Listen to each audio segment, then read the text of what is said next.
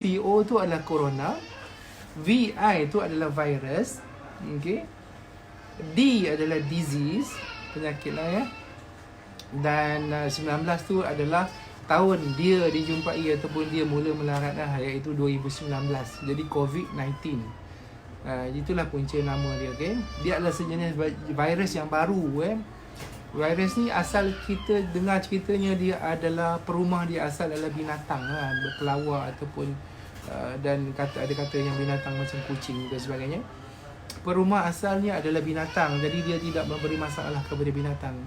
Tetapi bila dia merebak kepada manusia, dia memberi penyakit kepada manusia. Okay? Dan perumah dia yang baru ni adalah, pemerumah yang baru adalah manusia, iaitu kita. Jadi dia membiak di dalam badan kita, dia punya lifespan dia punya kehidupan dia kalau dia tak merebak kepada orang lain, dia boleh mati, dia akan mati dalam masa 14 hari.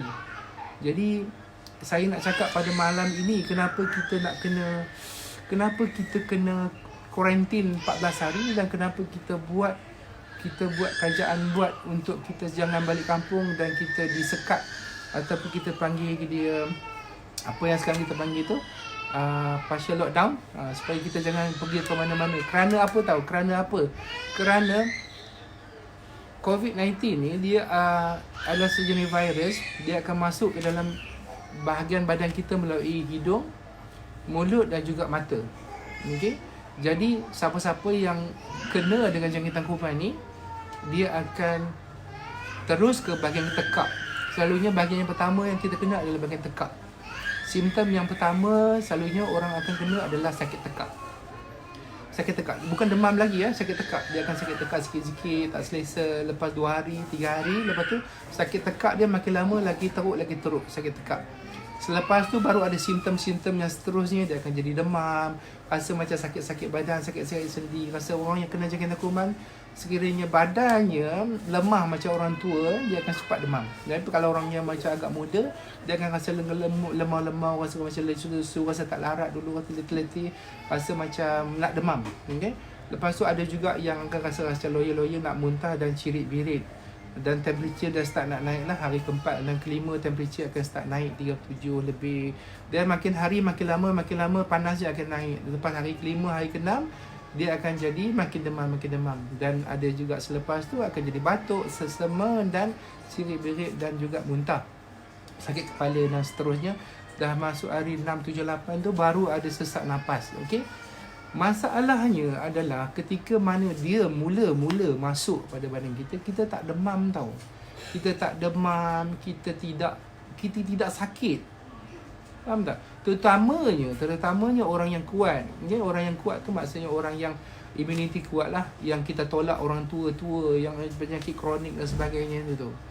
Dan bila kita kekuat, kuasa kita melawan tu dia ambil masa kita nak sakit. Jadi pada ketika awal 3 hari, 5 hari, 6 hari yang permulaan itu, masa itulah kita nak pas kat orang. Masa itu dia dekat tekak kita tu, kita sakit tekak, kita akan terbatuk kan? Kita bernafas dan sebagainya bersin, maka kuman tu akan sampai ke orang dan bagi kepada orang lain. Satu orang yang bawa, dia akan bagi kepada 2,5 ataupun 3 orang yang lain. Maksudnya dia akan bagi kepada 3 orang, 3 orang tu akan bagi kepada 3 orang, dia akan jadi 3 jadi 9. 9 tu akan bagi kepada 3 yang lagi. Jadi dia cepat merebak.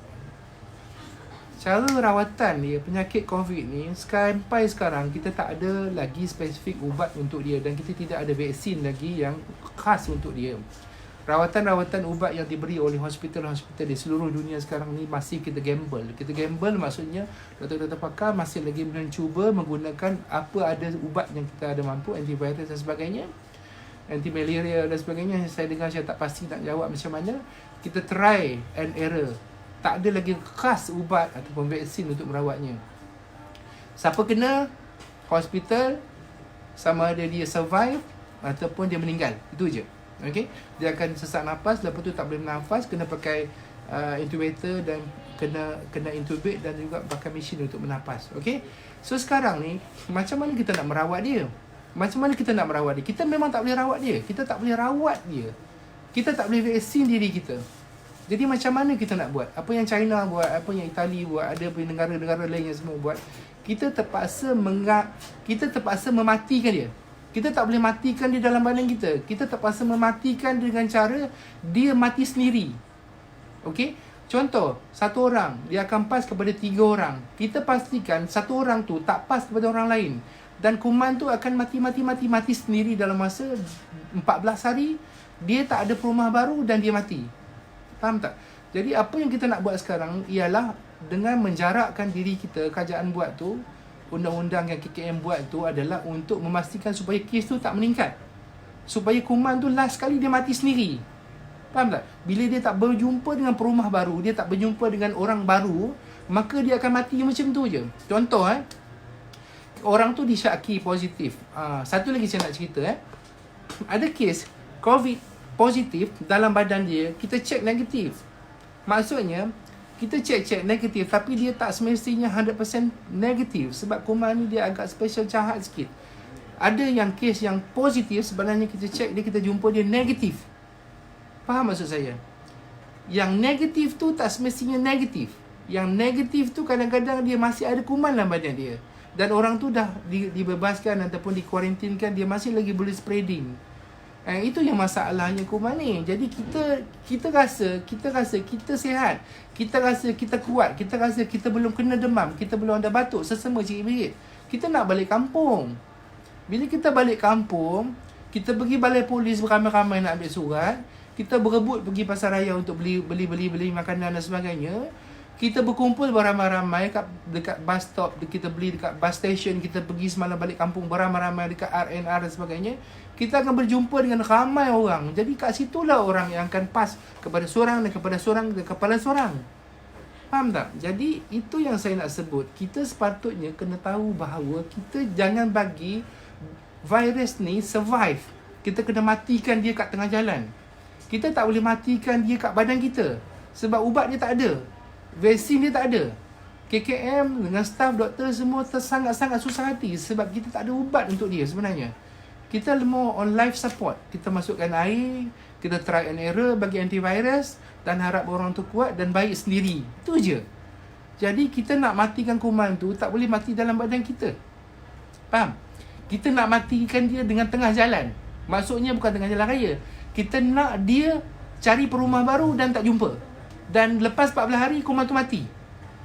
Faham tak? Saya ulang sekali lagi Kita nak kuman tu yang ada dekat seorang A ni tidak sampai kepada B dan tidak sampai kepada 3 orang lain.